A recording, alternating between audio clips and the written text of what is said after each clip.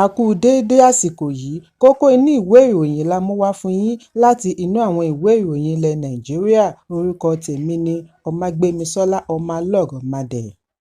Ìjọ ti bẹ́ sílẹ̀ láàrin ẹgbẹ́ òṣèlú African Democratic Congress (ADC) bí àjọ tó ń gbógun ti ìwà ìbàjẹ́ àti ìṣòwò ìlú kúmọkùmọ EFCC ti ń nawọ́ gán àwọn tó ṣe gbòógì láàrin ẹgbẹ́ ìdàpọ̀ tí wọ́n ṣiṣẹ́ láti yẹ àga mọ́ ààrẹ Bọ́lá Tinubu nídìí níbi ìdìbò ọdún 2027.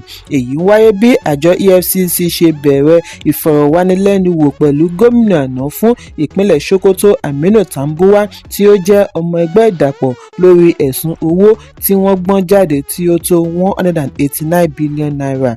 Tambuwa tí ó jẹ́ gómìnà ìpínlẹ̀ Sokoto láti ọdún 2015 sí 2023 dé sí olú iléeṣẹ́ àjọ EFCC ní ìlú Àbújá láàrin aago 11 òwúrọ̀ kí wọ́n tó mú un wọlé fún ìfọ̀rọ̀wánilẹ́nuwò. Orísun ìròyìn láti iléeṣẹ́ EFCC ní Tambuwa wà ní ọgbà wọn ní olú iléeṣẹ́ wọn. Ẹ̀sùn tí wọ́n fi kàn án tàpá sí òfin money laundering fún ti ọdún 2022. Nígbà tí akọ̀ròyìn kàn sí agbẹnusọ àjọ EFCC Délé Oyèwálé fún àlàyé, ó kọ̀ láti dáhùn ìbéèrè, ṣùgbọ́n akọ̀wé fún ẹgbẹ́ ADC Bọ́lájí Abdullahi fìdí ìṣẹ̀lẹ̀ yìí múlẹ̀ fún akọ̀ròyìn wípé ọmọ ẹgbẹ́ wọn mẹ́ta tó ṣe gbòógì tí wọ́n jẹ́ gómìnà àná ni àjọ EFCC ti ránṣẹ́ sí Abdullahi. Nínú àwọn tí àjọ EFCC ránṣẹ́ sí ni mẹ́ta ti jẹ́ gómìnà àná, kódà àwọn mìíràn ti di ọmọ ilé ìgbìmọ̀, ṣùgbọ́n òun kò ní dárúkọ wọn. Ó ní àwọn mìíràn gbé ìjọba sílẹ̀ ní ọdún 2023, àwọn mìíràn síwájú àkókò yìí. Èyí jẹ́ ìgbìyànjú àti fi tipátipá mú wọn fi ẹgbẹ́ ìdàpọ̀ sílẹ̀ tàbí kí wọ́n má kó ipa ribiribi, ṣùgbọ́n ọkàn àwọn ti le láti gba orílẹ̀-èdè kalẹ̀. Nínú àtẹ̀jáde àná ni Abdullahi ti ṣe ẹ̀sùn wípé àjọ EFCC ti tàpá sí òfin ìṣẹ̀dálẹ̀ wọn pẹ̀lú bí wọ́n ṣe ń wú ẹ̀sùn ọjọ́ pípẹ́ síta tako àwọn alátakò olóṣèlú tí wọ́n sì ń kọtí ìgbọ̀nyìn sí ẹ̀sùn tí wọ́n fi kan àwọn ọmọ ẹgbẹ́ òṣèlú All Progressives Congress (APC). EFCC wá fèsì wípé àwọn kì í ṣe irinṣẹ́ fún ẹgbẹ́ òṣèlú kankan, ìka tí ó bá ṣẹ̀ làwọn ń gé. Ẹ̀kúnrẹ́rẹ́ ìròyìn yìí wà ní ìwé ìròyìn Punch tó jáde lónìí. Pípamọ́ tí wọ́n fi èrò ọkọ̀ òfurufú Comfort Emansin pamọ́ sí ọgbà ìwà àtúnṣe Kirikiri lórí ẹ̀sùn wípé ó na òṣìṣẹ́ Ibom Air àti àwọn ẹ̀ṣọ́ wọn níbi ìrìn-àjò láti Uyo sí Èkó ní ọjọ́ Àìkú ti dá awuyewuye sílẹ̀ láàrin ìlú tí àwọn kan nàka àbùkù lórí ìdájọ́ ojú ìṣáájú. Fọ́nrán ṣe àfihàn ibi tí Emansin ti ń fọ́ òṣìṣẹ́ inú ọkọ̀ létí bí ó ṣe ń ta wọ́n nípàá lẹ́yìn tí wọ́n ṣe ẹ̀sùn wípé ó kọ̀ láti tẹ̀lé àṣẹ láti pa ẹ̀rọ ìbánisọ̀rọ̀ rẹ̀ kí wọ́n tó gbéra. Nínú fọ́nrán kan ni wọ́n ti rí bí àwọn ẹ̀ṣọ́ aláàbò ti ń wọ́ bọ́lẹ̀. Nínú àtẹ̀jáde ní Ibom Air ti fi ẹ̀sùn kan arábìnrin yìí wípé ó fẹ́ yọ fire extinguisher láti là mọ́ àwọn òṣìṣẹ́ lórí kí wọ́n tó ṣe ìdáwọ́kọ̀ fún un. Wọ́n fìdí ẹ̀ múlẹ̀ wípé àwọn ti fi ẹ̀sùn yìí tó àjọ NCAA létí, wọ́n sì ti fi gígùn fún wọn láti má ní àǹfààní àti wọ ọkọ̀ òfurufú wọn mọ́. Amúgbálẹ́gbẹ̀ẹ́ lórí ìròyìn fún mínísítà ìgbòkègbodò ọkọ̀ òfurufú Túndé Moshood náà fìdí ẹ̀ múlẹ̀ nínú àtẹ̀jáde wípé wọ́n ti pe Emansin sí ilé ẹjọ́ bí ó ti ń gba àtẹ́gùn lọ́wọ́ nínú ọgbà Kirikiri. Moshood fi kún wípé aráàlú tí wọ́n wọ ọkọ̀ òfurufú gbọ́dọ̀ ṣọ́ra lórí ìwàkuwà, ṣùgbọ́n àfihàn yìí ti dá awuyewuye sílẹ̀ bí ọ̀pọ̀ ọmọ Nàìjíríà ṣe ń nàka àbùkù sí àwọn aláṣẹ ojú òfurufú pẹ̀lú ojúṣàájú bí wọ́n ti ṣe àpẹẹrẹ ẹ̀sùn olórin fújì Wasiu Ayinde Marshal tí gbogbo ènìyàn mọ̀ sí Kwam1 tí wọ́n ní ó dènà ọkọ̀ òfurufú Valojet ní ìlú Àbújá ní ọ̀sẹ̀ tí ó kọjá tí wọn kò sì dá sẹ̀ríà fún un. Lórí ẹ̀rọ abánidọ́rẹ̀ẹ́ X ni ẹnìkan tí ó pe ara rẹ̀ ní @EmiPromise71 kọ sí wípé ìṣọwọ́ṣojú ìṣáájú lórílẹ̀-èdè yìí jẹ́ ìyàlẹ́nu ńlá. àparò ti ga ju ara lọ láì gorí ebè. Ẹlòmíràn tí ó pe ara rẹ̀ ní @Donald_Zeroma ní ṣebí ọmọbìnrin yìí kò dènà mọ́ ọkọ̀, òṣìṣẹ́ lásán ni ó bájà tí wọ́n fi fi sí ọgbà ẹ̀wọ̀n. Kwan kan òṣìṣẹ́ àti awakọ̀ lábùkù, ó tún dínà mọ́ ọkọ̀ tí ó ti túmọ̀ sí ìwà dàlúrú terrorism. Pẹ̀lú ẹ̀, ilé ló wà tó ti ń gbatẹ́gùn, ó tún lọ ṣe eré lópin ọ̀sẹ̀. Oníròyìn kan Paul Ibe àti Ọmọlákinní ní ìṣẹ̀lẹ̀ yìí mú kí ó ṣe pàtàkì láti tètè pẹ̀ka ìrókò nítorí bí ó bá dàgbà tán, ẹbọ ńlá ni yóò máa béèrè.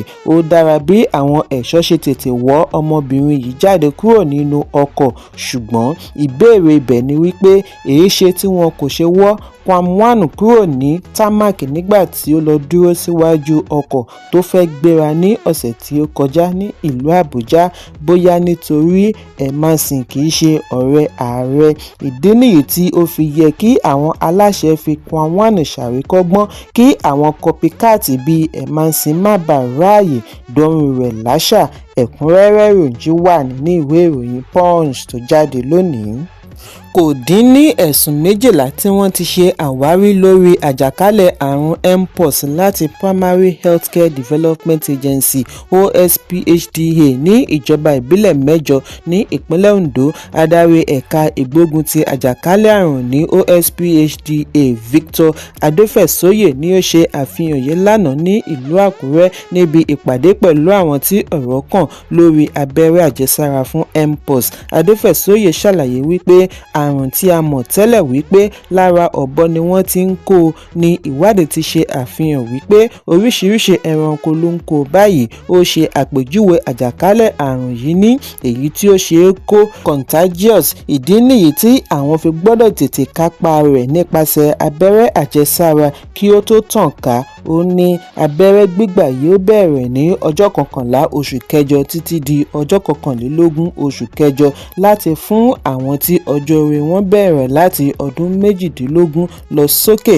Adéfẹ̀sóyè ní kókó ìpàdé yìí ni láti lè fi tó ará ìlú létí nínú ìjọ, láàrin ẹgbẹ́ àti iléeṣẹ́ kí wọ́n lè gba abẹ́rẹ́. Lára àwọn ìjọba ìbílẹ̀ tí alámòjútó ní àrùn yìí wà láti rí Àkókó South West, Àkókó North West, Àkókó North East, Ọ̀wọ̀, Àkúrẹ́ South, Àkúrẹ́ North, Ondo East àti Òdìgbò.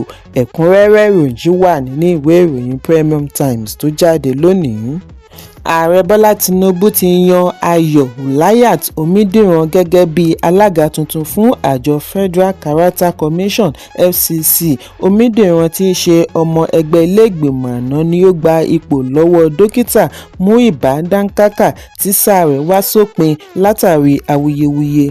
Nínú àtẹ̀jáde alẹ́ àná ni amúgbálẹ́gbẹ̀ẹ́ ààrẹ lórí ìròyìn àti ọgbọ́n inú Báyọ̀ Ọ̀nànúgà ti ní ààrẹ tún yan ọ̀gbẹ́ni Mohammed Musa gẹ́gẹ́ bí akọ̀wé fún àjọ FCC, bí ó ti ní kí Káyọ̀dé Ọládélé láti ìpínlẹ̀ Ògùn tẹ̀síwájú nínú iṣẹ́ rẹ̀ gẹ́gẹ́ bí kọmíṣánná. Ẹ̀kúnrẹ́rẹ́ ìròyìn wà nínú ìwé ìròyìn The Nation tó jáde lónìí. Mínísítà fún ìgbòkègbodò ọkọ̀ òfurufú àgbàmọ̀fin Festus Keyamo ti fi ìbínú rẹ̀ hàn lórí fọ́nrán tí ó ṣe àfihàn ìhòòhò Comfort Emerson, èrò ọkọ̀ tí wọ́n fi ẹ̀sùn kàn wípé ó na òṣìṣẹ́ inú ọkọ̀ òfurufú Ibom Air láti Uyo sí Èkó. Lórí ẹ̀rọ abánidọ́rẹ̀ẹ́ X ni Keyamo ti fìdí ẹ̀ múlẹ̀ wípé wọ́n fi ojú Emerson bá ilé ẹjọ́ pẹ̀lú ẹ̀sùn ìwà ọ̀daràn, wọ́n sì fi sí àhámọ́ nítorí ó kọ̀ láti pèsè onídùúró ní ilé ẹjọ́. Ṣùgbọ́n mínísítà kọ̀rọ̀ ojú sí fọ́nrán tí ó gba orí ẹ̀rọ ayélujára tí ó ṣe àfihàn bí bùbá rẹ̀ ṣe ya, tí ó ṣe àfihàn òkè ẹ̀yà ara rẹ̀.